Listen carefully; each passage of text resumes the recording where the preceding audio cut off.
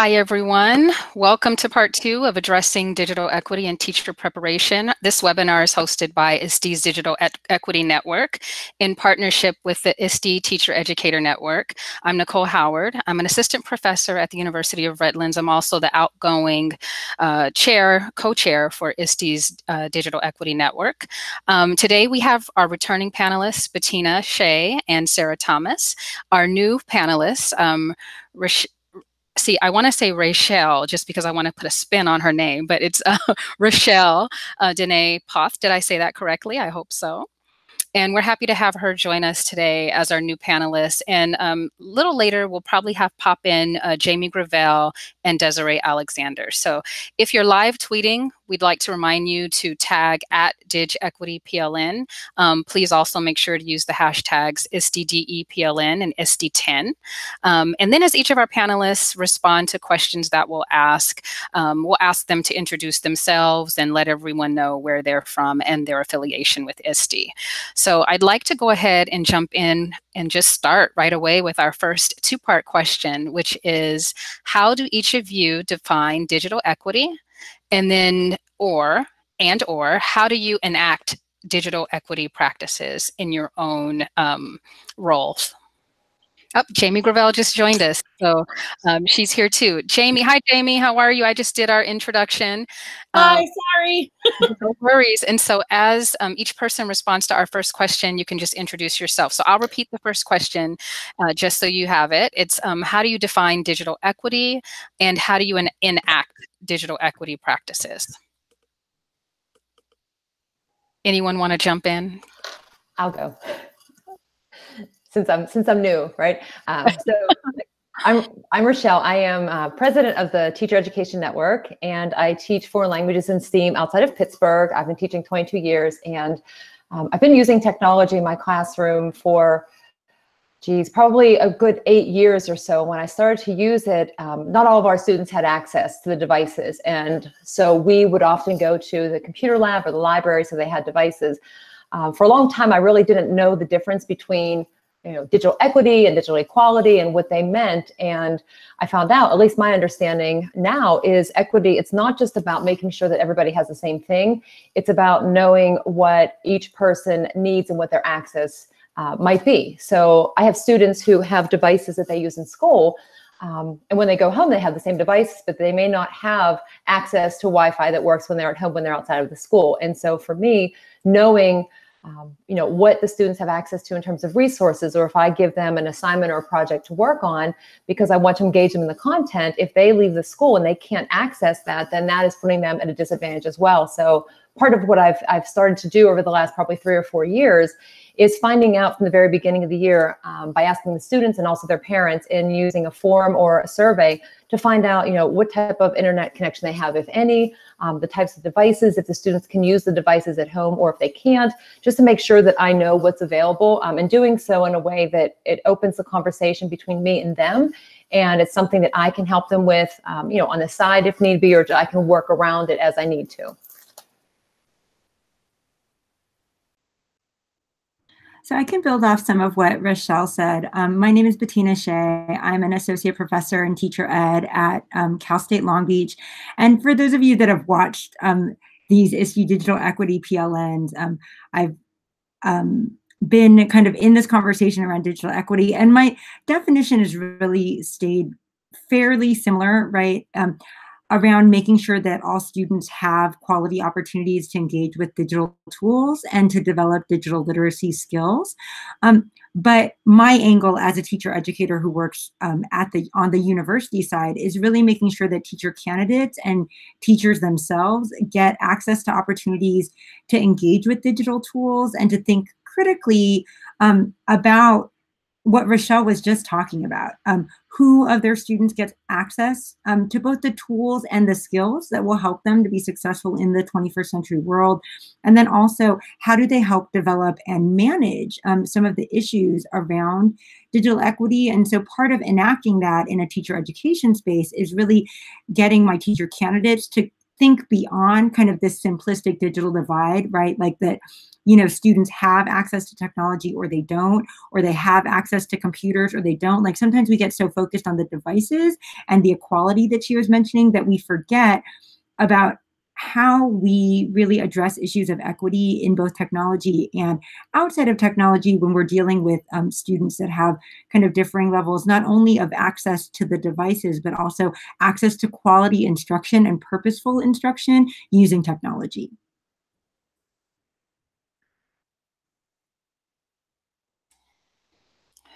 Very good. Thank you.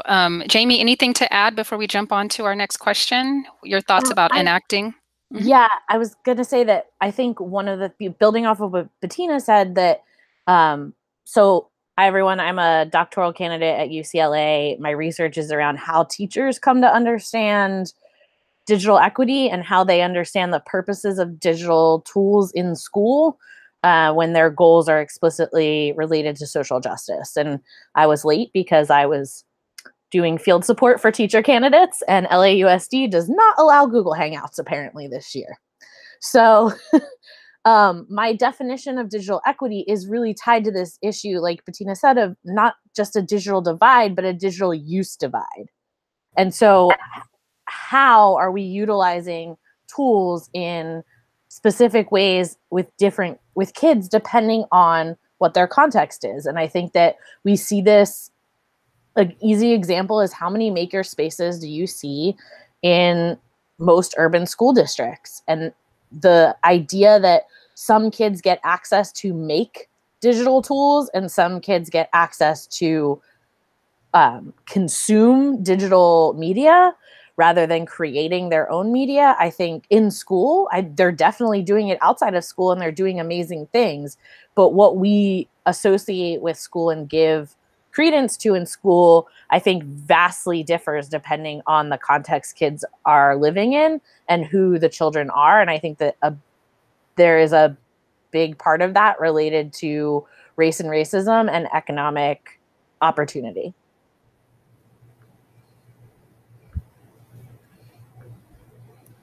Well, thank you. Desiree Alexander has joined us. As we mentioned before, she is our other moderator for today. Desiree, we were just finishing up question number 1 on how we define digital equity or enact digital equity practices. So if you want to add to that before taking us to question 2, please feel free.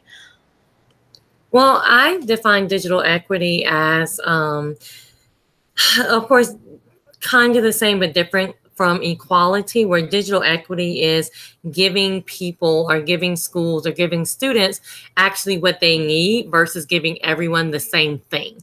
So that digital equity is making sure that they not only have the devices to do what they need to do, but they also have the resources, the Wi-Fi access, all these other things to actually do what they need to do. And because we don't have equity in schools, when we talk about digital equity, that's giving them what they actually need to accomplish the goals.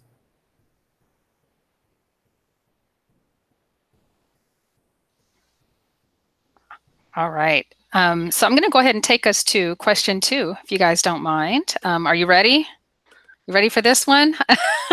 Okay. So do you feel that teachers, and I probably know your answers already, but do you feel that teachers are adequately prepared in their teacher preparation programs to deal with these issues of digital equity? And if not, what suggestions might you have to overcoming the barriers that you witness? Ooh, I'll go. I definitely don't think that teacher candidates are adequately prepared in programs. And I think it's an issue of cohesiveness, right? Like if you have one technology course or 1 or 2 people on faculty who are committed to digital equity issues or technology integration, then you get those people. But I teach in a very large program. I am one person. There is a technology course. That technology course has shown vast improvements in the 6 years that I've been here. I mean, when I started, it was terrible, and now it's better, right? But then there's me, right? And then there's a few other people who are kind of interested in technology with like varying degrees. But I mean, when we really think about it, that's a huge access issue to candidates, because then I'm teaching, 2 to 6 courses in my program a year, and we have 27 sections of our core courses in the College of Ed alone. So, when you think about the numbers and the percentages, maybe 10 to 20% of students get, and how much of my course can I devote to digital equity when I'm also trying to cover issues of classroom management and curriculum and instruction and literacy, largely. And so I think, we have to work at being more cohesive in teacher education spaces and making it accessible for our colleagues and faculty members, to actually just implement some things, to really think strategically. Because if we're not modeling it for teacher candidates, it's really hard for them to think intentionally about their use of digital tools. So that would be my dream, right? Be for us to have digital integration as a part of every single course, at least in small measure, right? And going beyond just like, can we use a learning management system? So yeah, that's what I have to say on that.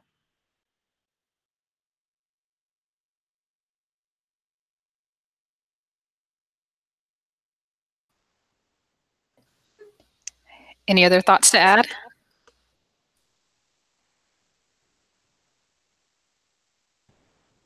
Oh, I saw you unmute. I thought you were about to talk. If I don't think teachers are adequately prepared just for teaching in general. I would say real world teaching in general and teacher preparation programs these days. Definitely not the digital part of it. I really think that, and I think this was mentioned in part 1, that a lot of teachers actually get that one technology course that, that they take, and that's just about it, because I think it's felt that the younger generation already knows how to use that technology. But what we fail to understand is that they don't know how to use technology when it comes to job preparation or when it comes to using it academically. So yeah, they may know how to, hack into something, but you ask them to create a Word document, make it 2 columns and type, and suddenly we don't know what we're doing. So that also extends to teachers or new teachers coming into the profession that, yeah, I have a laptop, I know how to use it, but how do I use this in the classroom? And how do I use it effectively? And how do I use it beyond just substitution? No one's talking about that in teacher preparation programs, in my opinion. Rochelle? Thanks. Well, I mean, I'm as a classroom teacher, but I'm, involved with the Teacher Education Network, and I do have some friends who work with pre-service teachers. And I know that the work that I see them doing now is different than what I know was being done, say, like 2, 3, or 5 years ago, and definitely back from when I went through the program. But I think one of the things that has been so helpful is that, like, just as an example, Dr. Sam Fessich has a program she runs with Grove City teachers, and they go through a lot of different technology tools, but there's a big conversation about like troubleshooting. So what do you do if you are in a school district and they're not 1-to-1 or even 2-to-1, or, it's a bigger gap than that? Like, what happens if technology fails? How can you find like workarounds and different ways that you can bring it in? And just, I think the most important thing is just having the conversation and preparing, whether it's like what ifs or talking to people who are actually working in education and finding out what are some of the things that they're dealing with, so that you can kind of like brainstorm and have those shared perspectives, because what's maybe significant as a problem in my district might be completely the opposite, obviously, in a nearby district. And we don't know unless we have those conversations. And then it might be sharing the resources too. So seeing what the problems are, connecting with other networks or whoever your PLN is, and just keeping the conversation going to see what resources are available that are out there that you can share. I like the idea of sharing those resources too. And I mean, I'm all about conversation, obviously, just finding people that you can talk to who understand, and whether they share in the same issue at that time that you're having, or maybe it is that they've experienced it before, having the honest conversation across campuses. So K-12 to higher ed, and higher ed to professional learning centers, and let's all have the conversation about the issues that we're facing. I think we can really tackle some of these challenges a bit more effectively. And in a sustainable fashion, right? Because it doesn't all happen in a vacuum. What K-12 is experiencing, like what Jamie just talked about, where she couldn't get onto the Google Hangouts, we're preparing teacher candidates thinking, oh, they'll have access to Hangouts, and we're teaching them how to use it, instead of talking about the critical thinking piece. How do you approach that issue if you don't have access? Let's talk about how to work around it, and let's have the conversation with our district partners and letting them know the benefits of bringing that technology to their campus. So if we're all talking, I feel like we can get a lot more done, and we're making progress, but we can definitely have some more honest conversations.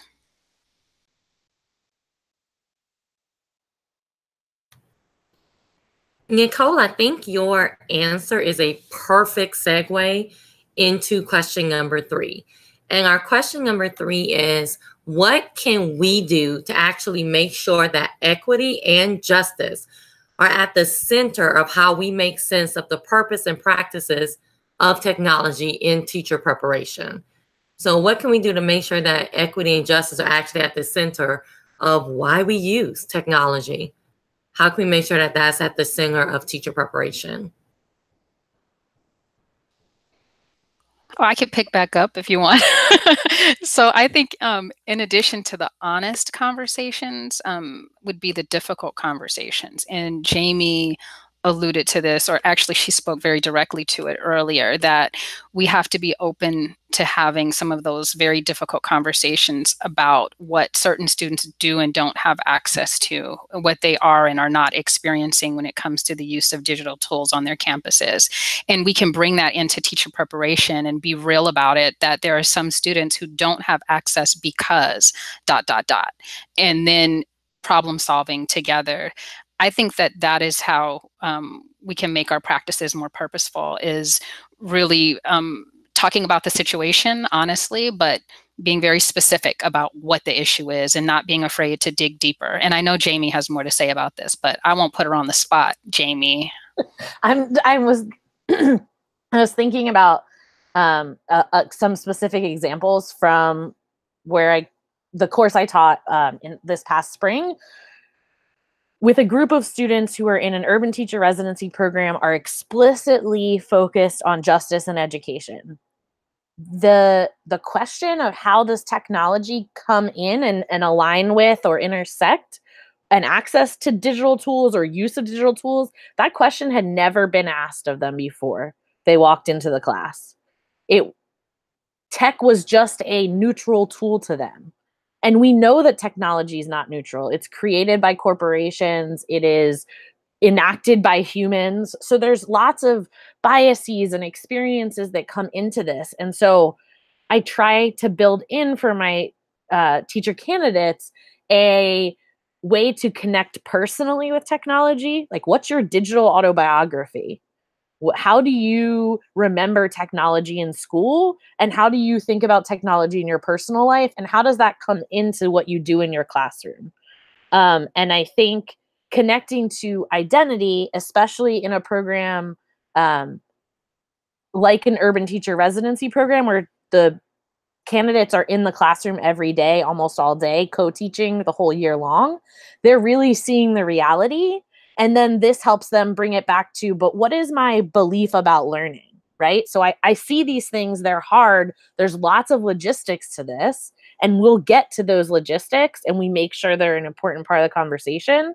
But just asking the question of how does the way you use technology purposefully, how does that align with or not align with your ideologies and beliefs about learning and about equity, I think is a big step forward, that it just isn't the way tech is talked about in the general discourse or the general narrative in public. And I think it's a really important question to ask. Literally just putting it on the lesson plan template and making sure it's a question that comes up on a regular basis has helped our students. it's little and goofy, but it makes sure that the conversation has to happen.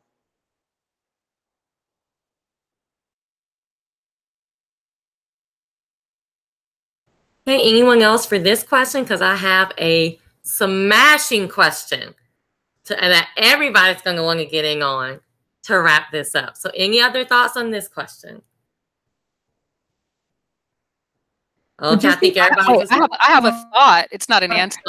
Sorry, John. I just want to say really quickly that I think when we're thinking about digital equity issues, again, like I'm thinking about my colleagues, right? And I'm thinking about how do we get more people to actually have these conversations that Jamie and Nicole are talking about, so that we can actually make programmatic change, so that this is something that teachers think about before they even get into the field. And I actually just happened to be doing this culturally responsive teaching, socio-emotional learning workshop. And the scenario that they presented had to do with a digital equity issue, like at the center.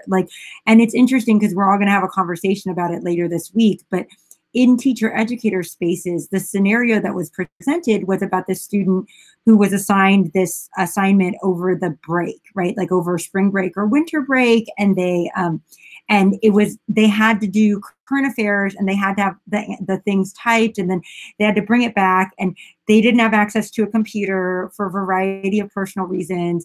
And then the teacher was like, well, you can only get half credit if you turn it in by the end of the day. And this other teacher intervenes for her, right? But what I think is important about the scenario is it's actually confronting teacher educators with, okay, well, how would you approach a scenario like this with your teacher candidates? Because I think sometimes we don't know how to have those kind of conversations, right? We're not thinking as teacher educators.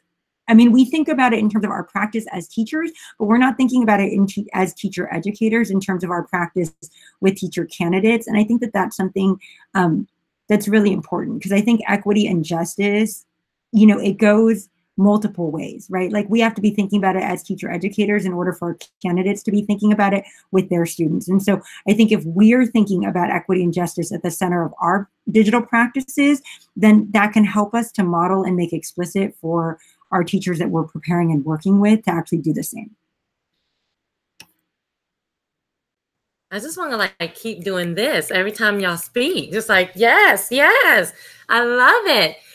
There was a comment in the chat by Joan about a book club that she is part of with her cohort coordinators, and it's 2019 Robler and Hughes, Integrating Educational Technology into Teaching, Transforming Learning Across Disciplines. So I just want to kind of put that out there, that's a book that you may want to pick up. So for our last question, to kind of bring it home, I want everyone on our panel to think about your own experience with digital equity, and what do you think is the most effective way for teachers to actually learn about digital equity?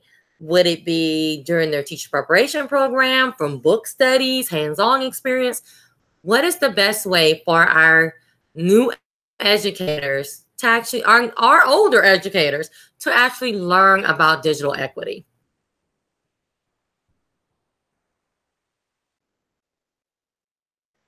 Okay, I'll go first. It's like waiting it out. Can I say all of the above for all of those? As an option, I just think, for me, for so long, teaching can be an isolating profession. You're stuck in your classroom, you're with your students, you're not branching out and connecting. And I wasn't connected for a long time. And I'm amazed now at what I missed out on all of that time where I was just to myself. But having all these resources that kind of meet people where they are. So you may have people who like to go to conferences and like to travel. And then you may have people that just like to be at home and still want to have access to the different resources. So getting involved in a book club, like on Voxer, we've done them, and we formed a whole PLN, and you can reach out and ask questions at any time. But I think what's important for pre-service teachers, and even any teacher really, is just staying in tune with what's going on like in the world in terms of access. And even like a good example with, talking about your school district, if students are trying to do a project or something and it's a website that that's like really great for it, it might be blocked in your district, and working around that and just knowing what the parameters are for students having access to the resources. And, if you have a problem and then you figure out a way to solve it or some different type of a workaround, like sharing your story and your struggles, because that's how everybody else kind of learns from it. And then it can save somebody else time. You just keep connecting in that way. Woo. All right. I'm going to say, after that amazing answer, one last answer to bring us home. Who wants to do that? Have that one last answer? Jamie, do you want to go? Nicole? I mean, because I can take it, but I don't want to take anybody else's airtime. Okay, Jamie, go.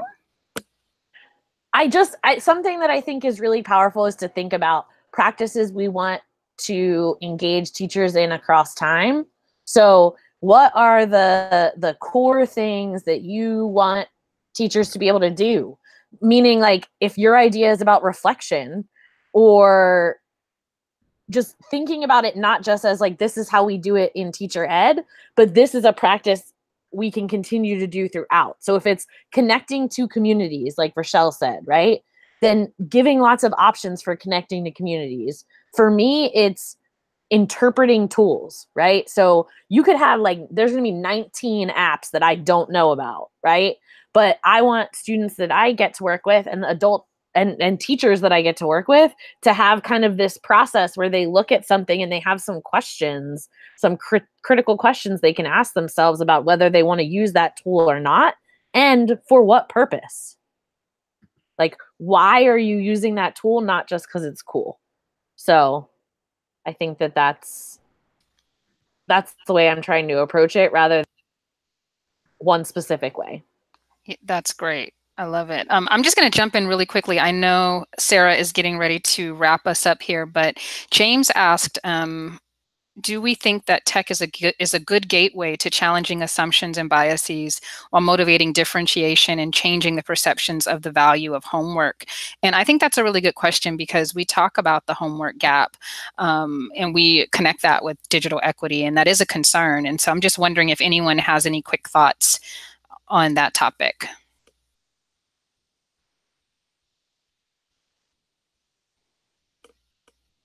I think it can be a good gateway, to challenging these assumptions. I think it's one it's low-hanging fruit, right? As we say, right? It is something that I think people are aware of. Inequities really, they can think about.